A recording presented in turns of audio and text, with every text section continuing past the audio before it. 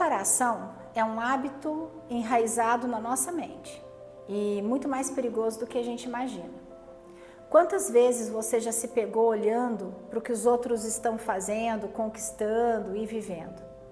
Quantas vezes isso te fez sentir pequeno, pequena, insuficiente, né? Perdido, perdida?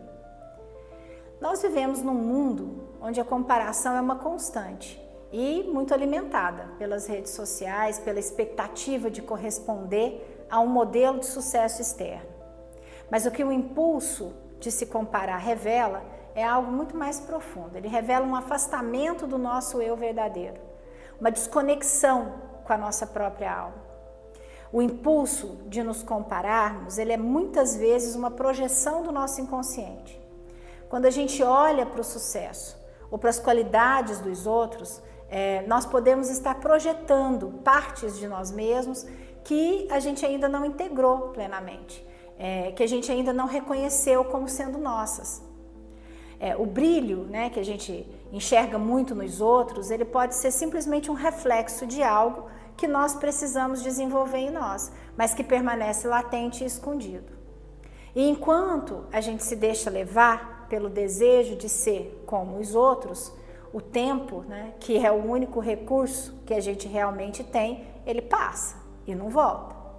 A psicologia profunda ensina que cada segundo perdido na comparação é um segundo que a gente deixa de olhar para o que é devido, para o que é essencial, que é a nossa própria jornada de individuação.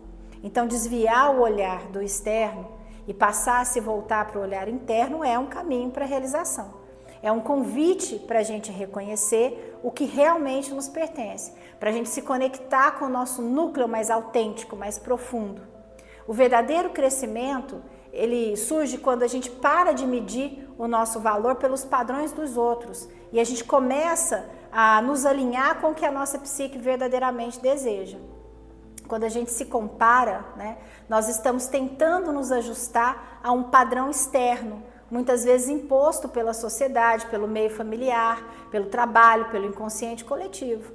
Mas o propósito da nossa existência é único. E o que nos cabe viver não pode ser ditado por padrões externos, mas pelo nosso chamado, o chamado do nosso inconsciente pessoal, né? Pelos arquétipos que habitam a nossa psique e moldam a nossa essência. O processo de individuação ele é central para a gente. É uma jornada para integrar os aspectos reprimidos, as sombras, as qualidades esquecidas, né?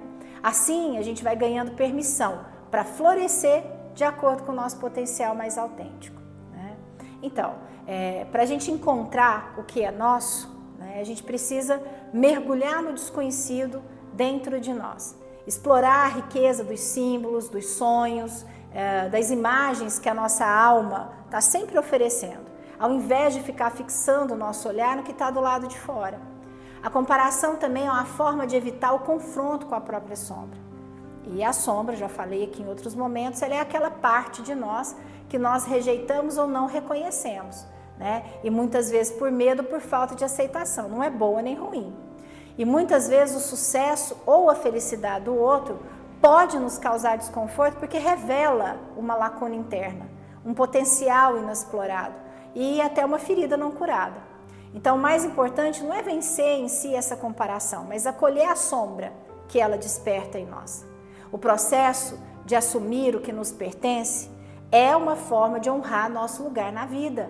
Nós não estamos aqui para repetir a história dos outros ou para cumprir o desejo dos outros, mas para vivermos a nossa própria história, com todas as singularidades que só a vida que nos pertence possui de fato.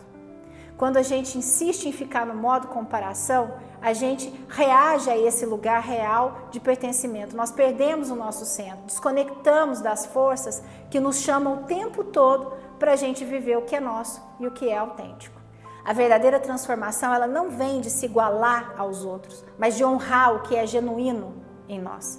Mas para isso é preciso ousadia, coragem, transgressão, para quebrar os padrões que não servem mais, para reconhecer a beleza e os desafios únicos da nossa jornada, para explorar os nossos talentos, as nossas limitações e também aceitar que o nosso caminho é incomparável. O que é nosso está dentro de nós, esperando para ser descoberto, vivenciado, manifestado. Quando a gente para de desperdiçar energia olhando só para fora, aí a gente pode finalmente começar a escutar a alma que habita em nós. Vale a pena sempre lembrar que a vida não é sobre ser mais do que os outros ou como os outros, mas a vida é sobre ser mais de quem você realmente é.